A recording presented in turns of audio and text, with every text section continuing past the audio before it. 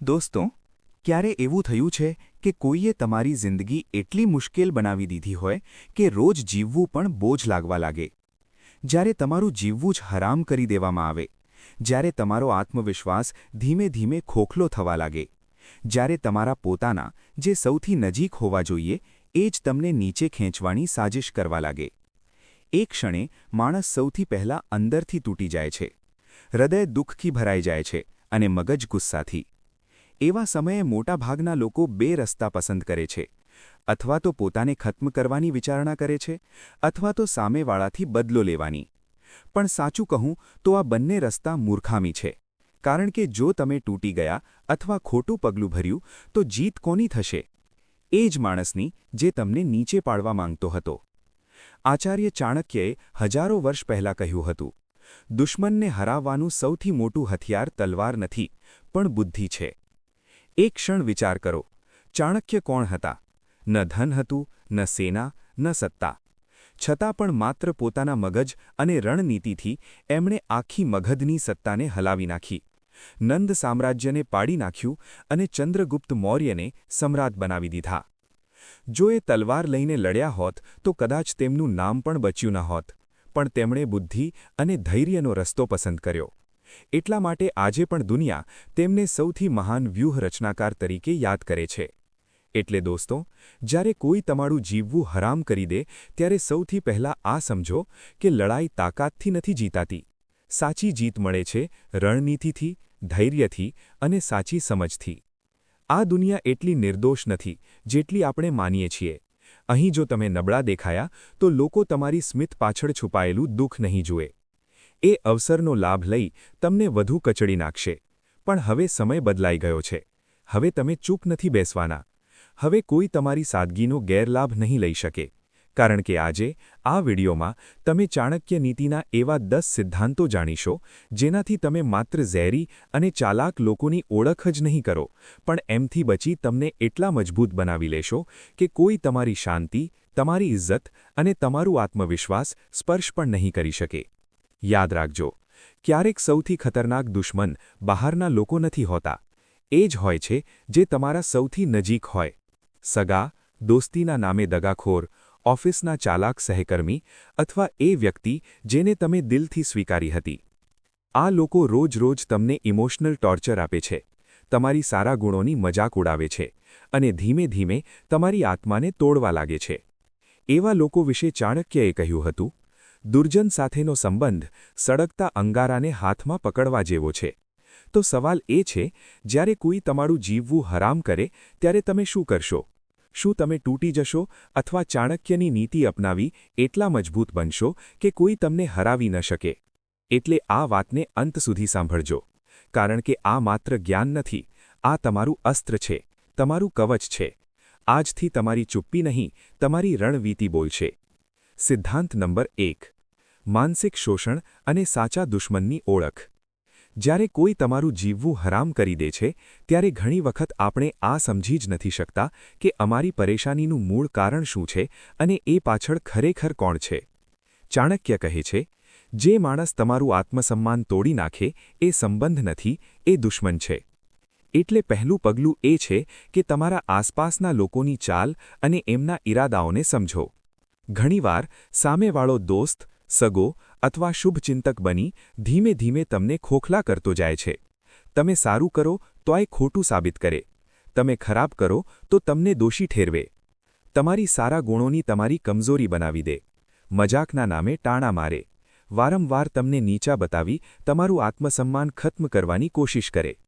તમારી મહેનતનો શ્રેય પોતે લઈ જાય. ભાવનાત્મક ગુનેહિતતા ઊભી કરે.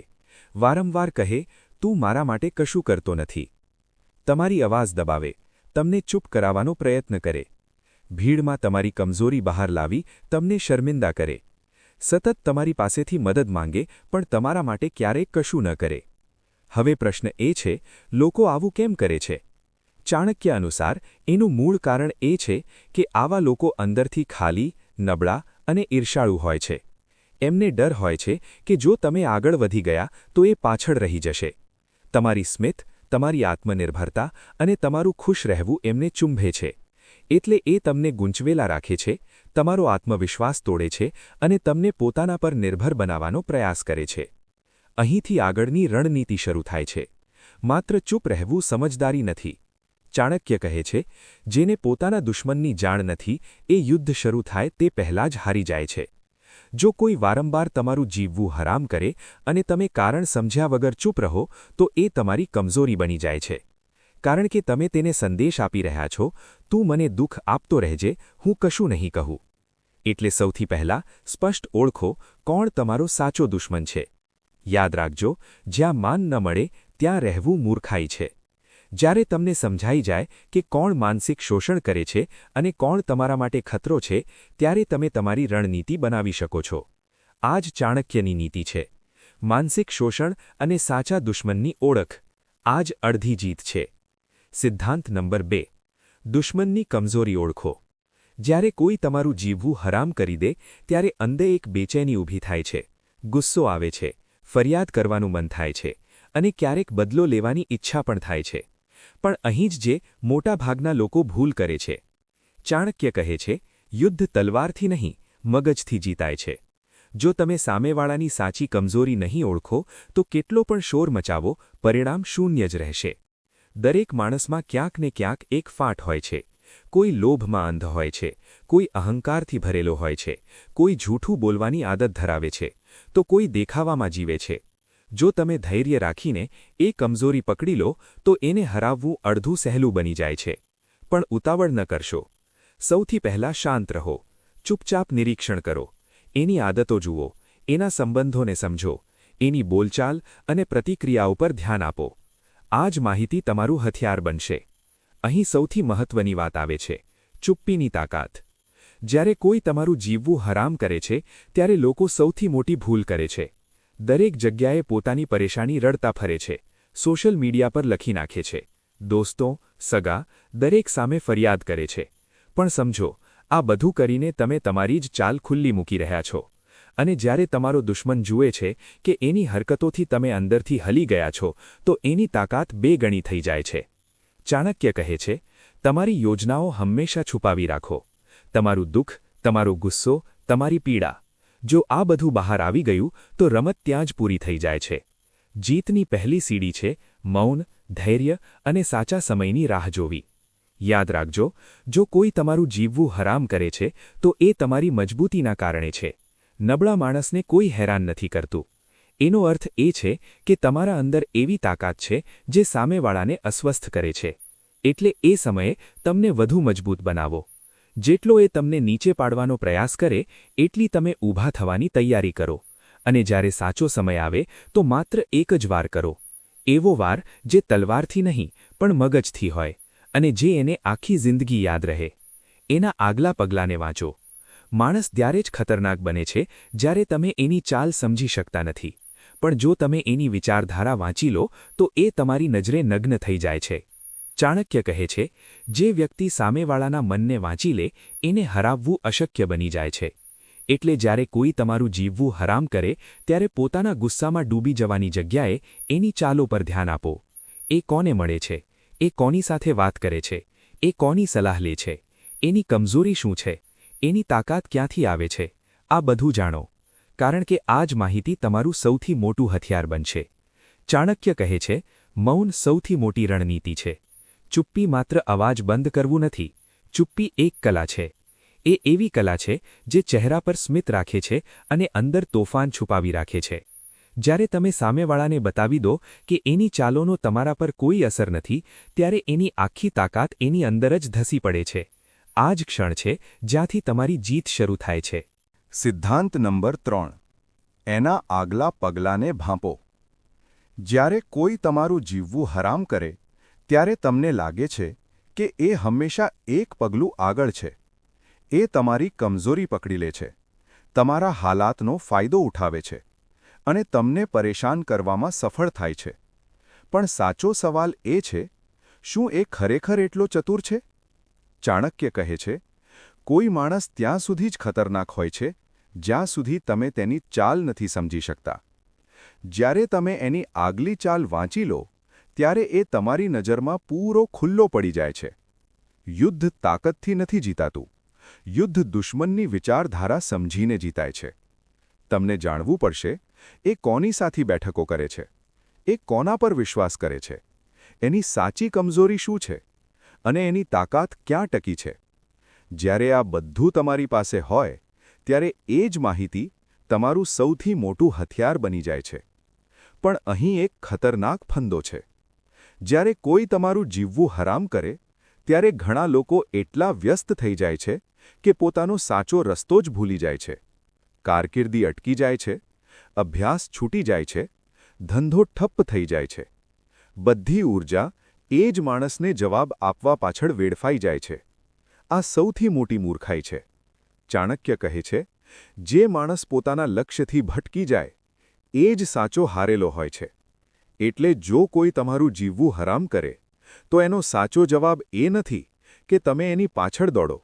સાચો જવાબ એ છે કે તમે તમારા કામ પર દૂણું ધ્યાન આપો. જેટલો એ તમને રોકવા માગે એટલી આગળ વધવાની આગ તમારા અંદર સળગાવો. વિચારો, જો એ તમને નીચે પાડવા માગે છે તો સૌથી મોટો બદલો એ જ છે કે તમે પહેલાં કરતાં પણ ઊંચે પહોંચો. જ્યારે તમે તમારી મહેનત, તમારા ફોકસ અને તમારા લક્ષ્યમાં ખોવાઈ જાઓ ત્યારે એ માણસ આપમેળે નબળો પડી જાય છે. અને જ્યારે તમે ઊંચાઈ પર ઊભા રહો ત્યારે નીચે ઊભેલા લોકો જેટલો પણ પ્રયત્ન કરે તમારી ઉડાન રોકી શકતા નથી. આ જ ચાણક્ય નીતિ છે. દુશ્મનને હરાવવા એનું મન વાંચો, પણ જીતવા માટે તમારું મન તમારા લક્ષ્ય પર સ્થિર રાખો.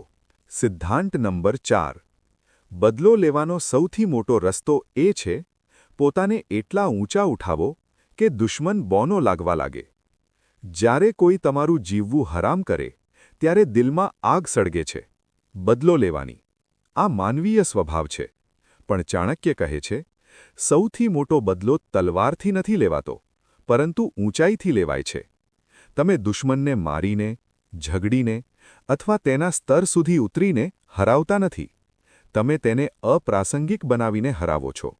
વિચારો, જો તમે એટલી ઊંચાઈ પર પહોંચી જાઓ કે તેનું નામ પણ તમારી સામે નાનું લાગી જાય તો શું એ જીતશે? કદી નહીં. એની સૌથી મોટી હાર એ જ છે કે એ જેટલો પ્રયત્ન કરે તમને રોકવાનો, તેટલા તમે આગળ વધતા જાઓ. યાદ રાખજો, જો તમે અટકી ગયા તો એની જીત, અને જો તમે ઉડી ગયા તો એની હાર. પણ અહીં મુશ્કેલી આવે છે. જ્યારે કોઈ વારંવાર આપણે દુઃખ પહોંચાડે છે ત્યારે ગુસ્સો આંખ પર પટ્ટી બાંધી દે છે. અને એ ગુસ્સામાં લોકો ખોટા નિર્ણયો લે છે, ઉતાવળમાં પગલાં ભરે છે અને પોતાને જ નુકસાન પહોંચાડે છે. આ જ સૌથી મોટી ભૂલ છે. ચાણક્યનો સ્પષ્ટ સંદેશ છે, ગુસ્સો ક્યારેય રણનીતિ બની શકતો નથી. ગુસ્સામાં લીધેલા નિર્ણય હંમેશા આપણને નીચે ખેંચે છે. એટલે સાચી સમજદારી એ છે કે ગુસ્સાને દબાવો નહીં, પરંતુ એને ઈંધણ બનાવી લો. તમારા અંદરની આગ તમારી મહેનતમાં નાખો, તમારા કરિયરમાં, તમારા અભ્યાસમાં અથવા તમારા ધંધામાં. જ્યારે ગુસ્સો બદલાની જગ્યાએ પ્રગતિમાં ફેરવાઈ જાય છે ત્યારે એ તમને એવી ઊંચાઈ પર લઈ જાય છે જ્યાં તમારો દુશ્મન માત્ર નીચે ઊભો રહી બળતો રહે છે. યાદ રાખજો, બદલો લેવાનો સૌથી શાનદાર રસ્તો એ નથી કે તમે એને નીચે પાડો. સાચો રસ્તો એ છે કે તમે એટલા ઊંચે ઉડો કે એની હદ જ નાની પડી જાય. આ જ ચાણક્ય નીતિ છે. અને આ જ સૌથી મજબૂત જવાબ છે એવા લોકો માટે જે તમારું જીવવું હરામ કરે છે. સિદ્ધાંત નંબર 5. ક્યારે એવું ન બતાવો કે તમે એકલા છો, અને હંમેશા સાવધાન રહો. જ્યારે કોઈ તમારું જીવવું હરામ કરે છે ત્યારે સૌથી મોટી ભૂલ એ હોય છે કે તમે તમારું એકાંત સામેવાળાને દેખાડી દો. લોકો નબળા દેખાતા માણસને વધુ સતાવે છે.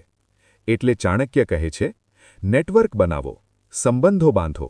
એવા લોકો શોધો જે મુશ્કેલ સમયમાં તમારા સાથે ઊભા રહી શકે.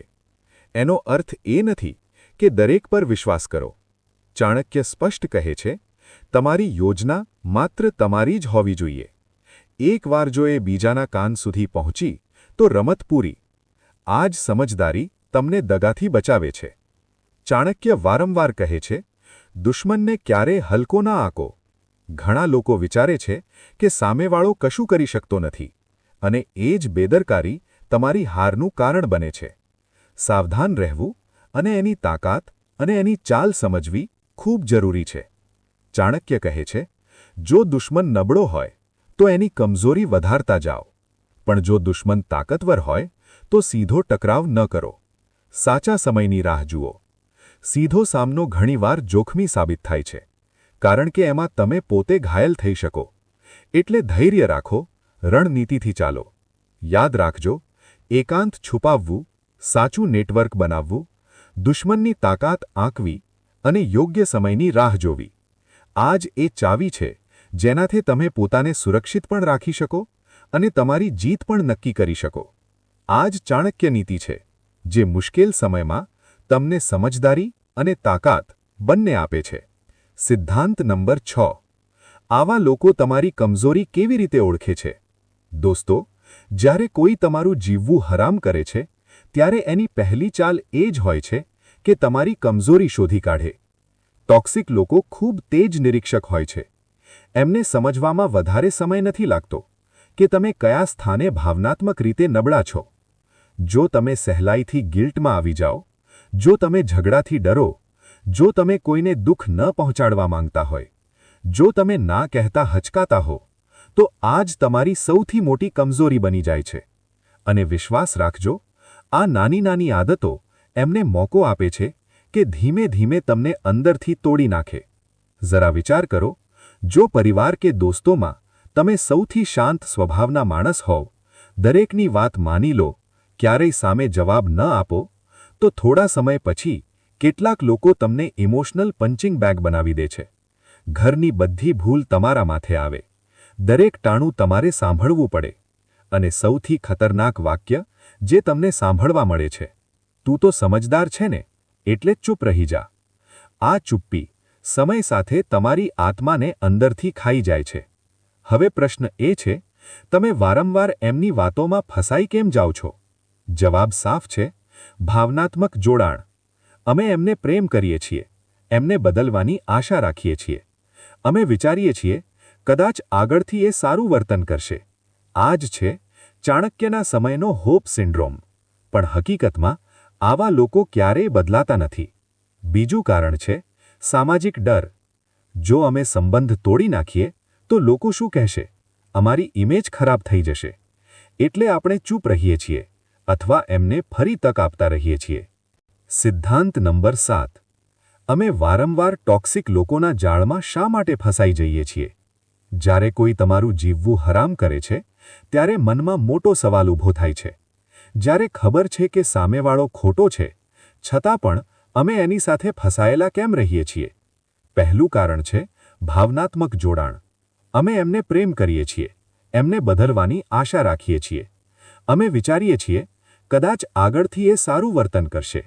આ જ છે ચાણક્યના સમયનો હોપ સિન્ડ્રોમ. પણ હકીકતમાં આવા લોકો ક્યારેય બદલાતા નથી. બીજું કારણ છે સામાજિક ડર. જો અમે સંબંધ તોડી નાખીએ તો લોકો શું કહેશે? અમારી ઇમેજ ખરાબ થઈ જશે. એટલે આપણે ચૂપ રહીએ છીએ અથવા એમને ફરી તક આપતા રહીએ છીએ. સિદ્ધાંત નંબર 8. જ્યારે કોઈ તમારું જીવવું હરામ કરે છે, ત્યારે એનો સામનો કેવી રીતે કરવો? દોસ્તો, જ્યારે કોઈ તમારું જીવવું હરામ કરે છે, ત્યારે અમે સૌથી મોટી ભૂલ એ કરીએ છીએ કે તેને સાંભળવાનું બંધ કરી દઈએ છીએ. અને જો આ બન્યું, તો એની ચાલ સફળ થઈ જાય છે. આપણે વિચારવાનું ચાલુ કરી દઈએ છીએ કે અમે જ ખરાબ છીએ, અમે જ કમજોર છીએ. આ જ સૌથી ખતરનાક જાળ છે. અહીં ચાણક્ય નીતિ સ્પષ્ટ છે. જો તમને ખબર પડે કે સામેવાળો આગળ વધવા માંગે છે, તો તમે એની રકીબ ન બનો, પરંતુ એની રચના બની જાઓ. એનો અર્થ એ છે, સામેવાળાની તાકાત અને એની ચાલ જુઓ. વિચારો, જો તમે એનાથી જુદું શ્રેષ્ઠ કાર્ય કરો, તો એક વખત એવો આવશે કે એ તમને ભૂલી જશે અને તમારો સામનો કરવાનો વિચાર પણ છોડી દેશે. કેમ? કારણ કે તમારી પાસે નવો લક્ષ્ય હશે અને નવી તાકાત હશે.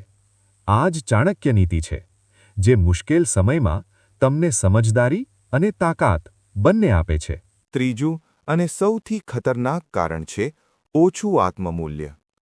જ્યારે કોઈ સતત તમને એ અનુભવ કરાવે કે તમે બેકાર છો, તો ધીમે ધીમે તમે પણ એ વાત પર વિશ્વાસ કરવા લાગો છો. ચાણક્ય કહે છે, જો તમે પોતાને નાનો માનશો તો દુનિયા તમને ક્યારેય ઊંચો નહીં માને. એટલે પહેલું પગલું એ છે કે આ ત્રણેય કારણોને સમજો: ભાવનાત્મક જોડાણ, સામાજિક ડર અને પોતાને ઓછું માનવાની આદત. જ્યાં સુધી તમે આને નહીં સમજો ત્યાં સુધી તમે દુશ્મનના જાળમાંથી બહાર નહીં આવી શકો. આ સમજ તમારું પહેલું શસ્ત્ર છે. આ જ ચાણક્ય નીતિ છે. ઓળખો, સમજો અને પોતાને નાનો લાગવા ન દો. સિદ્ધાંત નંબર 8. ચાણક્યની ચાલ. તાકાતથી નહીં, બુદ્ધિથી લડો. જ્યારે કોઈ ચાલાક માણસ તમારું જીવવું હરામ કરવા લાગે ત્યારે ચાણક્યની સૌથી મોટી શીખ એ જ છે કે આ લડાઈમાં શરીર નહીં પણ મગજ કામ આવે છે. સૌથી પહેલું પગલું છે આ સમજવું કે સામેવાળો રમત રમે છે. એના દરેક ટાણા, દરેક ગિલ્ટ ટ્રેપ, દરેક મેનિપ્યુલેશન, આ બધું માઇન્ડ ગેમ છે.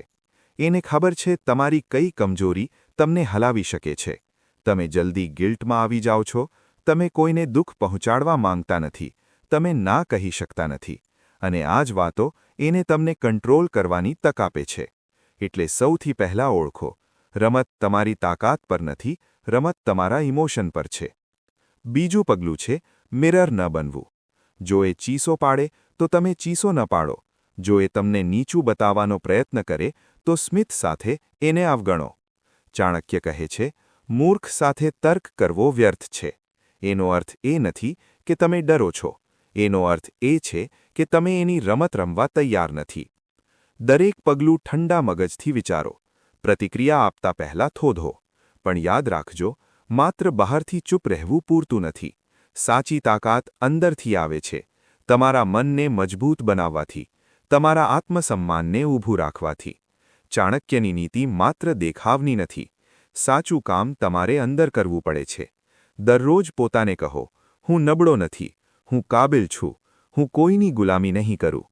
તમારા સારા ગુણો છોડશો નહીં. એને ઢાલ બનાવો. કમજોરી તરીકે નહીં, તાકાત તરીકે વાપરો. જો તમે શાંત સ્વભાવના છો તો એને તમારું હથિયાર બનાવો. અને એક વાત યાદ રાખજો, જ્યારે સામેવાળો ચાલાક હોય ત્યારે સીધો સામનો ન કરો. ધૈર્ય રાખો, સાચા સમયની રાહ જુઓ. એના નબળા પડવાના ક્ષણમાં જ પગલું ભરો. આ જ ચાણક્યની રણનીતિ છે. એવી રણનીતિ જેનાથી તમે જખમ ખાધા વગર રમત જીતી શકો. અંતમાં પોતાને એક વચન આપો, હવે હું પોતાને નાનો નહીં માનું. હું મારી બુદ્ધિ અને આત્મબળથી દરેક રમત જીતું. જ્યારે તમે અંદરથી મજબૂત બની જાઓ અને માઇન્ડ ગેમ સમજી લો ત્યારે કોઈ પણ ચાલ તમને હલાવી શકતી નથી. આ જ ચાણક્ય નીતિની સાચી શીખ છે. લડાઈ તલવારથી નહીં, મગજ અને આત્મબળથી જીતવાની હોય છે. સિદ્ધાંત નંબર 9. તમારી ચુપ્પીને કમજોરી નહીં, હથિયાર બનાવો. દોસ્તો, જ્યારે કોઈ તમારું જીવવું હરામ કરવા લાગે ત્યારે એની પહેલી કોશિશ એ જ હોય છે કે તમને ભડકાવી દે. એ વારંવાર તમારા ધૈર્યની કસોટી કરશે, તમને ગુસ્સે ચઢાવશે, તાણા મારશે, એવી વાતો કહેશે કે અંદરનો જ્વાળામુખી ફાટી પડે. શા માટે? કારણ કે એને ખબર છે, જો તમે ગુસ્સામાં એક પણ ખોટું પગલું ભર્યું તો એ તમારી કમજોરી બની જશે. તમે ચીસો પાડશો, ઝઘડો કરશો, અને એ જ ક્ષણે એ કહેવાનો મોકો મળી જશે, જુઓ, અસલી ખોટ તો આ જ કરે છે. પણ ચાણક્ય નીતિ કહે છે, મૌનને ક્યારે હાર ન માનો. મૌન સૌથી મોટી રણનીતિ છે. જ્યારે તમે શાંત રહો ત્યારે સામેવાળાની બધી ચાલો નકામી બની જાય છે. જરા કલ્પના કરો, એ તમને અપમાનિત કરે છે, તાણા મારે છે, વારંવાર પ્રયત્ન કરે છે કે તમે તૂટી જાઓ. પણ જ્યારે તમે સ્મિત સાથે ચૂપ રહો ત્યારે સૌથી વધુ બળે છે એ જ માણસ. તમારી ખામોશી એની હાર બની જાય છે. યાદ રાખજો, ચુપ્પીનો અર્થ ભાગવું નથી. ચુપ્પી તમારી તૈયારી છે. ચુપ્પી તમારા મનનો શિસ્ત છે. એ એક ક્ષણ છે જ્યારે તમે શબ્દ વિના સામેવાળાને એની સાચી ઓકાત બતાવી દો છો. તમારી શાંતિ આ સંકેત છે કે તમે એના સ્તર સુધી ઉતરવા તૈયાર નથી. અને આ જ તો કોઈ પણ ચાલાક માણસ માટે સૌથી મોટો ઘા છે. સાચી વાત એ છે કે ચૂપ રહેવું ખૂબ મુશ્કેલ છે. મન કહે છે, હમણાં જ જવાબ આપ, હમણાં જ અપમાન કર. પણ સાચી તાકાત એ છે કે તમે તમારા મનને કાબૂમાં રાખો. જો તમે ખામોશીથી એના વાર સહન કરો તો બહારથી ભલે તમે શાંત દેખાઓ પણ હકીકતમાં તમે યુદ્ધ જીતી ગયા છો, કારણ કે એક ક્ષણે એનો દરેક વાર એની સામે જ ઉલટો પડે છે. ચાણક્ય કહે છે, મૌન એ જ રાખી શકે છે જેનું આત્મબળ સૌથી મજબૂત હોય. એટલે આગળથી જ્યારે કોઈ તમારું જીવવું હરામ કરવાનો પ્રયત્ન કરે, યાદ રાખજો, તમારી ખામોશી એની સૌથી મોટી હાર છે અને તમારી સૌથી મોટી જીત. સિદ્ધાંત નંબર 10. પોતાને એટલા અનિવાર્ય બનાવો કે કોઈ તમને અવગણી ન શકે. જ્યારે કોઈ તમારું જીવવું હરામ કરે ત્યારે એની સાચી મનોવૃત્તિ એ જ હોય છે કે તમે પોતાનામાં શંકા કરવા લાગો. એ ઈચ્છે છે કે તમે પોતાને બેકાર માનો. તમને એવું લાગે કે તમારી કોઈ કિંમત નથી. પણ અહીં જ તો ચાણક્યની નીતિ કામ કરે છે. ચાણક્ય કહે છે, જે માણસ પોતાની કિંમત ઓળખી લે છે એને દુનિયા ક્યારેય ઓછું નથી આંકી શકતી. વિચારો, કોઈને અવગણવામાં ત્યારે જ આવે છે જ્યારે એ પોતે જ પોતાને નબળો માને છે. પણ જો તમે તમારી મહેનત, તમારી કાબિલિયત અને તમારી સ્કિલ્સથી એટલા મજબૂત બની જાઓ કે તમારી હાજરી જરૂરી બની જાય તો કોઈ તમને કિનારે કરી શકતું નથી. ઓફિસમાં વિચારો, જો તમે એ માણસ હોવ જે દરેક મુશ્કેલીનો ઉકેલ લાવી શકે તો કોઈ બોસ તમને અવગણી શકતો નથી. ઘરમાં વિચારો, જો તમે એ વ્યક્તિ હોવ જે પર બધાનો વિશ્વાસ છે તો કોઈ તમારું યોગદાન નાનું બતાવી શકતું નથી. સમાજમાં વિચારો, જો તમે તમારી વિચારધારા અને તમારા કર્મોથી ફરક ઊભો કરો છો તો દુનિયા તમને માન આપવા મજબૂર થાય છે. પણ આ બધું થશે કેવી રીતે? આ માટે તમારે 3 વાતો કરવી પડશે. પહેલી, તમારું જ્ઞાન અને તમારી સ્કિલ્સ એટલી મજબૂત બનાવો કે લોકો તમારા વગર અધૂરા અનુભવે. બીજી, તમારું આત્મવિશ્વાસ એટલું ઊંચું લઈ જાઓ કે કોઈ જેટલો પણ નીચું બતાવવાનો પ્રયત્ન કરે તમે અડગ ઊભા રહો. ત્રીજી, તમારું કામ અને તમારી સિદ્ધિઓ એટલી ઊંચાઈએ લઈ જાઓ કે તમારું નામ જ તમારી ઓળખ બની જાય. યાદ રાખજો, નબળા માણસને લોકો અવગણી શકે છે પણ જે માણસ પોતાને અનિવાર્ય બનાવી લે છે એની હાજરી જ જવાબ બની જાય છે. અને આ જ તો સૌથી મોટો બદલો છે એવા લોકો સામે જે તમારું જીવવું હરામ કરવા માંગે છે. એની સૌથી મોટી હાર એ જ હશે કે એ તમને નીચે પાડવા માંગતો હતો પણ તમે એટલા ઉપર પહોંચી ગયા કે એની ઓળખ તમારી ઊંચાઈ સામે બોની લાગી ગઈ. તો દોસ્તો, આ હતા ચાણક્યના એ 10 સિદ્ધાંતો જે તમને તૈયાર કરે છે એવા લોકો સામે જે તમારું જીવવું હરામ કરે છે. યાદ રાખજો, ધૈર્ય, રણનીતિ અને બુદ્ધિ આ જ તમારી સૌથી મોટી તાકાત છે. હવે સમય છે પોતાને મજબૂત બનાવવાનો, ચાલાક લોકોથી બચવાનો અને દરેક રમત મગજ અને આત્મબળથી જીતવાનો. ધૈર્ય રાખો, સમજદારીથી ચાલો અને હંમેશા જીતનો રસ્તો પસંદ કરો.